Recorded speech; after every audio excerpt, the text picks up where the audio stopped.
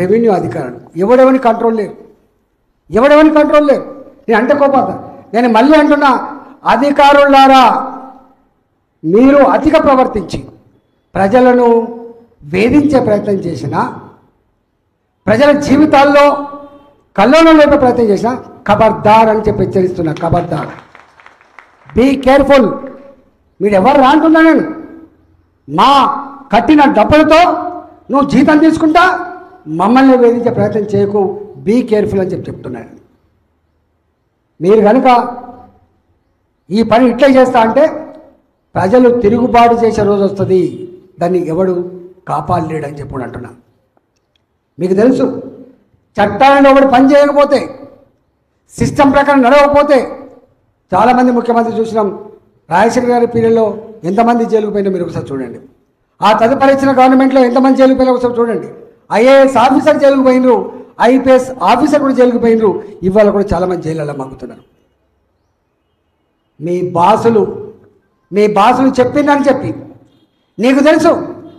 నువ్వు ఏ ఎంఆర్ఓ అయితే ఇలా ఇస్తున్నావు ఈ నోటీసు, ఏ ఎంఆర్ఓ అయితే, ఏ ఆర్డీఓ అయితే ఈ మాట చెప్తున్నావు. గతంలో నీ ఆర్డీఓ ఎవడు, గతంలో నీ ఎంఆర్ఓ ఎవడు, గతంలో నీ కలెక్టర్ ఎవడు? వాళ్ళ కంటిన్యూషన్ కదా. నువ్వు గాలి నుంచి వచ్చినవా? నీ ఆర్డీఓ అప్పటివాడు తప్పెట్లయితాడు, ఇప్పటి ఆర్డీఓ ఎట్లయితాడు? ఒకవేళ నువ్వు నిజంగానే చేయదలుచుకుంటే మొట్టమొదటిగా ఆనాడు పర్మిషన్ ఇచ్చిన ఎంఆర్ఓని తీసుకుపోయి జైల్లో పెట్టు కొడుక, ఆర్డీఓని తీసుకుపోయి జైల్లో పెట్టు, నీ మున్సిపల్ అధికారిని తీసుకొచ్చి జైల్లో పెట్టు, ఆనాడున్న ప్రభుత్వం జైల్లో పెట్టు. ఇప్పుడు వచ్చి నువ్వు నోటీసులు ఇస్తా అని పిచ్చి పిచ్చి వయసులు అయితే మంచిగా ఉండదు చెప్తున్నా. ఇక్కడనే లూజ్ అయిపోతున్నాం, బాధ అవుతుంది, కడుపు మంటతో మాట్లాడుతున్న మాటలు ఇవి తప్ప నాకు ఎవరి మీద లేదు. నేను అంటున్నా, నా మీద మాట్లాడేటువంటి నాయకులారా రా నా వనస్థలిపురానికి, నాతో రా. మీకు దమ్ముంటే నేను అడిగే వాటికి సమాధానం చెప్పే ప్రయత్నం చేయి. నా ప్రజలకు న్యాయం చేసే ప్రయత్నం చేస్తే నీకు మంచి జరుగుతుంది. కుక్కల్లాగా మీరు ఒరే ప్రయత్నం చేస్తే మిమ్మల్ని ఆనాడు ఆ ప్రభుత్వాన్ని ఓడగొట్టడానికి 10 ఏళ్ళు పట్టింది, కానీ నిన్ను బొందబెట్టడానికి 10 ఏళ్ళు పట్టదు. గుర్తుపెట్టు. ఎక్కడ పోరు మీరు, ఎక్కడ ఎంత దూరం పోతాం? తొండ పరుగు ఎనుగు దాకా అన్నట్టుగా నీ పరుగు ఉంటే వింటే 2028 వరకే ఉంటుంది. 2028 ఆ తదుపరి మీ బతికింది. ఇవాళ నీ అధికారం ఉంది, పోలీసులు ఉన్నారు నీ దగ్గర, రెవెన్యూ అధికారులు ఉన్నారు, నీకు హైడ్రా ఉంది, నీకు చట్టం ఉందని చెప్పి నువ్వు ఎగిసిపడుతున్నావు, మిడిసిపడుతున్నావు. 2028 తర్వాత నీ బతికేంది ఇక చెప్పు.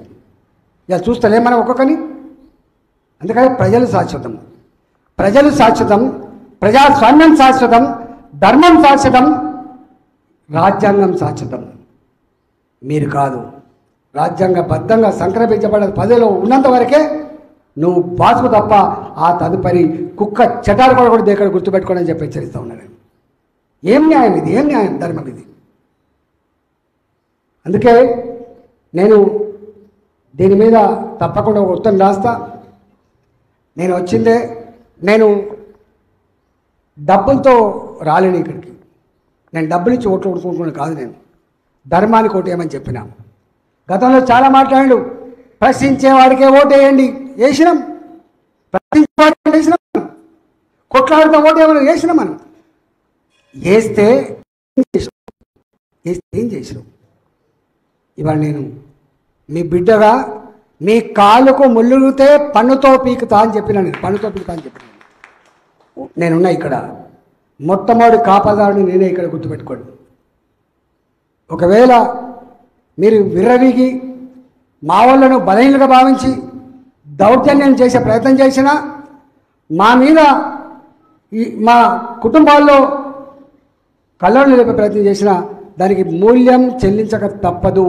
నీ బ్రహ్మదేవుడు దిగొచ్చినా కూడా ఇక్కడ ఆగదని చెప్పి హెచ్చరిస్తూ, నేను మీకు అండగా ఉంటా అని చెప్పి మీకు హామీ ఇస్తూ, మీరు ఎప్పుడు పిలిచినా వస్తా తప్పకుండా. నేను వెంటనే ఈ విషయం మీద ముఖ్యమంత్రి గారికి, రెవెన్యూ మంత్రి గారికి, ముఖ్యమంత్రి దగ్గరనే ఇంకా అర్బన్ డెవలప్మెంట్ ఆయన ఉత్తరం రాసి దీని మీద సంగతి ఏందో అడుగుదాం.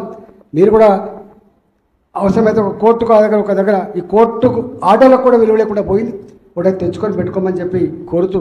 ఎందుకంటే అంతిమంగా మనం కాపాడగలిగేది, నేను ఎంత ఉన్నప్పటికీ కూడా, మనం ఎంత అలర్ట్గా ఉన్నప్పటికీ కూడా మనకు ఒక కోర్టు అంటూ ఉంటుంది కాబట్టి, చట్టం అంటూ ఉంటుంది కాబట్టి అక్కడ కూడా పోయి ఇంత న్యాయం కోసం తప్పకుండా వాళ్ళను వేడుకోవాల్సి అక్కడ ఉందని చెప్పి మనం చేస్తూ, నేను ఎల్లవేళలా మీకు అండగా ఉంటా అని చెప్పి, మీరు పిలిస్తే ఎప్పుడు పిలిచినా నేను వస్తా అని చెప్పి మాటిస్తూ నమస్కారం.